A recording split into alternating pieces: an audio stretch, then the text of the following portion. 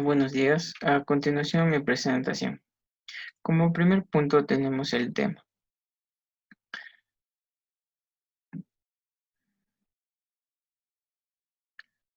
Bien, mi nombre es Enrique Alejandro Cáceres García. Estudio en el Instituto Tecnológico Superior Central Técnico. El tema de esta presentación viene a ser los tipos de chasis. Este informe va dirigido al ingeniero Cristian Aguas. Como segundo punto tenemos los objetivos.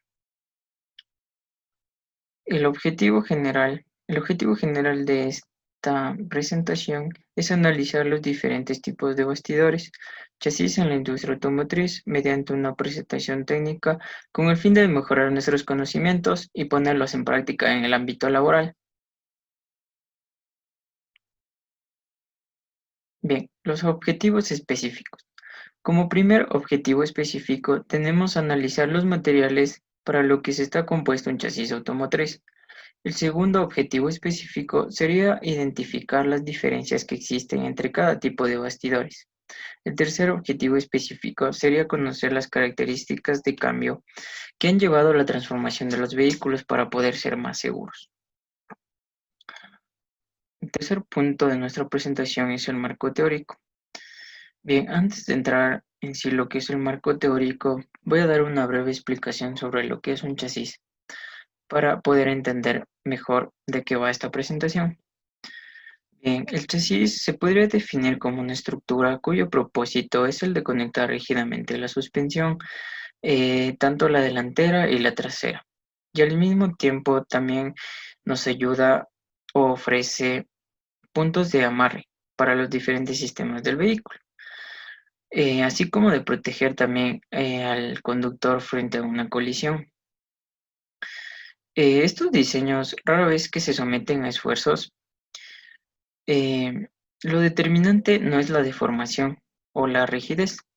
El chasis debe ser rígido, o sea, pero también es necesario cierta deformación sin alterar las características de la suspensión.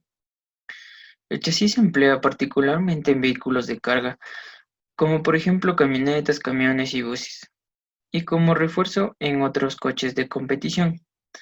Bien, el chasis es un marco metálico, conocido vulgarmente, eh, sobre el cual se montan los componentes del vehículo. Como antes mencioné, la carrocería se instala sobre el chasis una vez que ya se haya determinado todos los estudios, todas las pruebas de este para su producción o su manufactura. Una vez conocido qué es el chasis, les hablaré sobre este tipo de chasis. Chasis de escalera. Bien, el chasis de escalera viene a ser el más antiguo y también el más común. Este tipo se ha convertido en el chasis estándar para la mayoría de tipos de automóviles, ya que las industrias consideran su diseño muy básico y tiene algunas ventajas. La mayoría de los autos clásicos, sub y vehículos más grandes que se asemejan a un auto de la ciudad son los que llevan este tipo de chasis o se hacen con este tipo de chasis. Bien, aquí tenemos este chasis de escalera. ¿Por qué chasis de escalera? Como su apariencia podemos observar, se asemeja a una escalera. Está conformado por dos largueros y una serie de travesaños. Los travesaños tienen como finalidad aumentar la rigidez del chasis y también en esto se puede montar piezas del vehículo, como por ejemplo, aquí podría ir el motor, aquí podría ir el sistema de dirección, aquí tal vez el eje cardán, entre otros. Esta curvatura y todo lo que tiene el chasis en particular son hechos mediante software de creación con estudios de esfuerzo de formación, esfuerzos de torsión, para poder lanzar este chasis a lo que es la industria automotriz. Siempre se hacen estudios antes de su manufactura para ver si es seguro y adecuado para lo que está diseñado. Bien, el siguiente chasis es el chasis monocasco. Los chasis monocasco, estos son los que los fabricantes de automóviles utilizan últimamente hoy en día para la mayoría de sus vehículos. Esto es una estructura bastante rígida, que es fácil de producir en masa y proporciona una gran absorción de energía. Bien, a pesar de que son fáciles de fabricar, no es rentable para su fabricación en pequeñas cantidades. A diferencia del chasis de escalera, podemos notar grandes diferencias, como es casi viene montado acá la carrocería en el chasis. Igual bien, sus partes serían montadas en ubicaciones que ya conocemos del vehículo.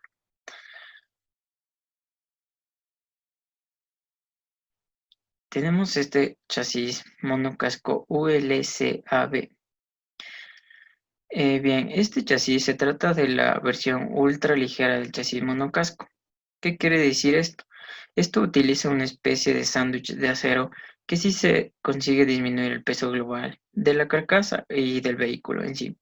Este chasis consigue mezclar polipropileno entre dos piezas de acero ligero. Tenemos como resultado final la reducción del peso y mayor rigidez. Se usa en autos deportivos de alta gama como es Lamborghini, Jaguar, Ferrari y algunos BMW. Bien, la imagen que tenemos aquí se viene a ser de un Lamborghini Aventador. A diferencia del chasis monocasco, es que ya no cuenta con la parte delantera del chasis, como podemos ver aquí. Ya no contaría con esto ni con la parte trasera de lo que es el chasis. Esto hace para que disminuir su peso y sus piezas son hechas con funciones de polipropileno. Perdón. A continuación tenemos el chasis espacial tubular. Bien, para su fabricación este chasis es muy costoso y solo se ocupa para autos de carreras, por lo que no es rentable para su producción. Se trata de una estructura muy estable cuyo principal objetivo es proteger la integridad física del piloto.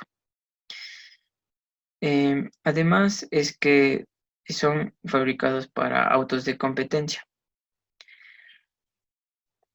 Como podemos observar en la imagen, aquí tenemos el chasis espacial tubular. Todos estos tubos que podemos observar aquí son con un espesor de 0.5 milímetros a 0.08 milímetros a 0.08 milímetros. Toda esta estructura, todo este diseño igual se hace mediante softwares como es AutoCAD y todo. Igual se realizan estudios de esfuerzos de formación, de torsión, su resistencia y todo. Su principal función, como ya mencionamos, es proteger la integridad del piloto. Como último punto tenemos el chasis de columna vertebral. Bien, este tipo de estructura fue inventada por Collie Chapman. Él utilizó una celofia en forma de columna vertebral para conectar el eje delantero al trasero. Como podemos observar aquí, viene a ser un larguero que a través de esto conecta el eje delantero con el eje con el eje trasero, perdón, mediante una sola estructura. La columna vertebral proporciona una estructura para todos los componentes del trabajo y del vehículo. Como desventaja tenemos que este viene a ser muy pesado para ser en autos deportivos y demasiado caros para ser producidos en masa. El siguiente punto de mi presentación es los anexos. Como bien sabemos, los camiones o la carrocería pesada también cuentan con chasis. A continuación he investigado un poco sobre las modificaciones que se les hace a los largueros y algunos consejos.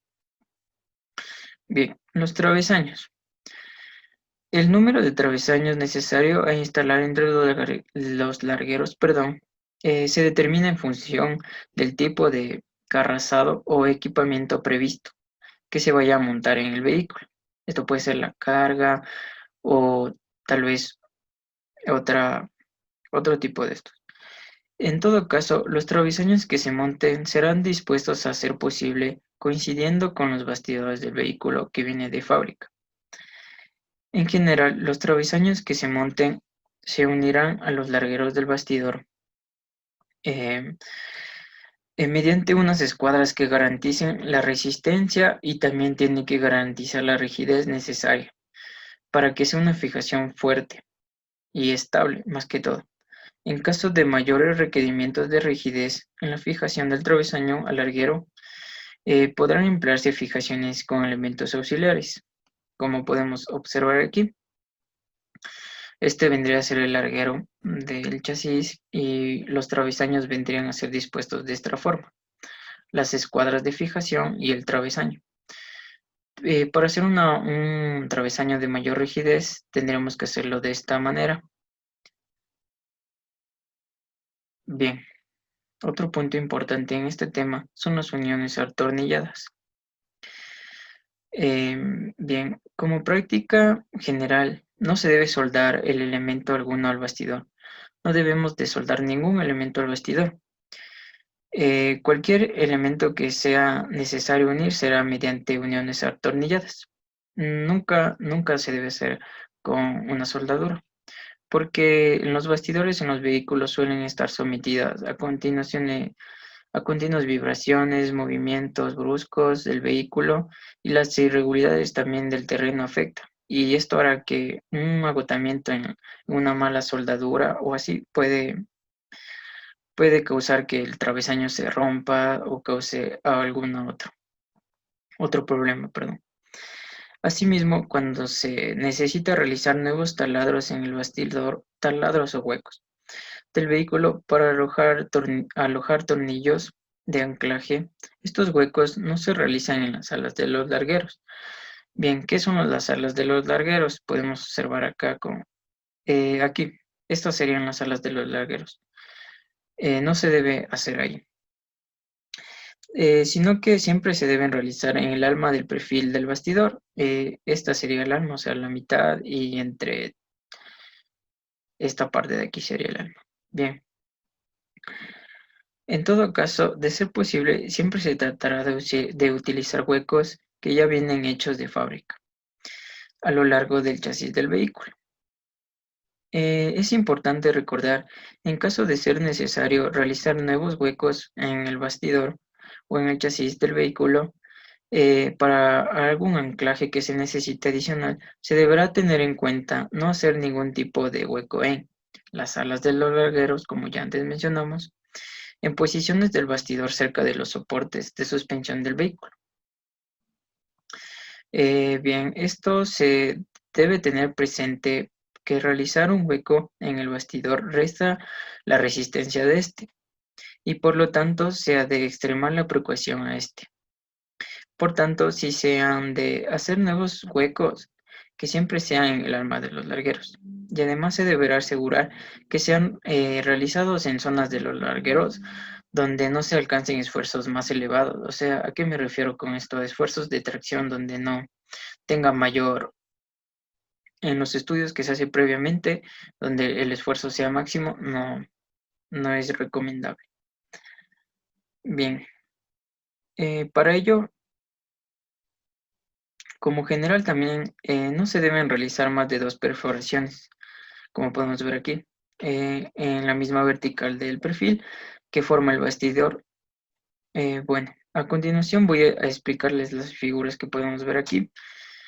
Una vez conocido las uniones atornilladas, eh, esto no es correcto. Hacer 3 agujeros en el alma del bastidor, ya que esto nos perjudica tanto en la resistencia, en los largueros. Lo correcto sería hacer de esta forma los agujeros, obviamente a base de estudios donde no esté en el esfuerzo máximo, perdón, también donde no esté algún elemento también. Como recomendación, aquí también podemos utilizar los huecos ya de fábrica del larguero. Bien, el último punto vendría a ser la bibliografía. Como podemos ver aquí, se investigó de diferentes partes de internet, también de a un PDF. Esto ha sido todo y muchas gracias. Gracias por su atención.